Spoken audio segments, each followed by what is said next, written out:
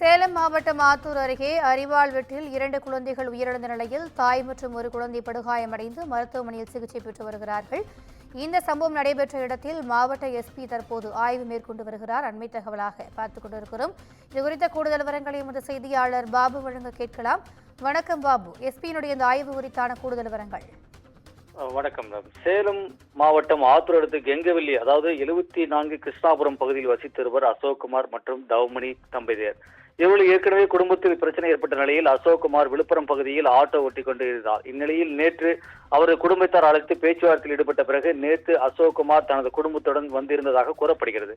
இந்நிலையில் அசோக்குமார் தவமணி தம்பதியினருக்கான குழந்தைகள் வித்யாதாரணி, அருள் பிரகாஷ், அருள்குமார் ஆகிய 3 குழந்தைகள் உள்ளனர்.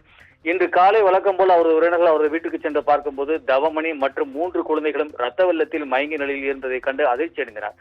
உடனடியாக உள்ளே சென்று பார்க்கும் பொழுது குழந்தைகள் அருள் பிரகாஷ் மற்றும் விஜயதாரணி சம்பவ இடத்திலே ரத்த வெள்ளத்தில் பரிதாபமாக உயிரிழந்த சம்பவம் அப்பகுதியில் பெரும் அதிர்ச்சியை ஏற்படுத்தியுள்ளது.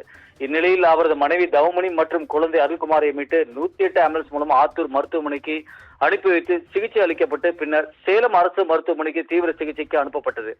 தொடர்ந்து இந்த சம்பவம் குறித்து ஆத்தூர் டிஎஸ்பி சதீஷ்குமார் தலைமையிலான போலீசார் விசாரணை மேற்கொண்டு வரும் நிலையில் சேலம் மாவட்ட காவல்துறை கண்காணிப்பாளர் கௌதம் கோயல் அவர்கள் கொலை நடந்த இடத்தில் நேரில் தற்போது ஆய்வு மேற்கொண்டு வருகிறார். மேலும் இந்த கொலை சொத்துக்காக கொலை செய்து நடைபெற்றதா அல்லது வேறு காரணங்களா என்ற கோணத்திலும் விசாரணை நடைபெற்ற நிலையில் தவமணியின் கணவர் அதாவது அசோக்குமார் அவரது வீட்டின் அருகே உள்ள தோட்டப்பகுதியில் இருந்து அங்கிருந்து கெங்கவல்லி போலீசார் அவரை மீட்டு தற்போது கெங்கவல்லி மருத்துவமனையில் அனுமதிக்கப்பட்டு அவரிடம் தீவிர விசாரணை மேற்கொண்டு வருகிறது. மேலும் அசோக்குமார் கொலை செய்திருப்பாரா என்ற கோணத்திலும் மேற்கொண்டு வரும் சம்பவம் அப்பகுதியில் பெரும் பரபரப்பையும் ஏற்படுத்தி உள்ளது.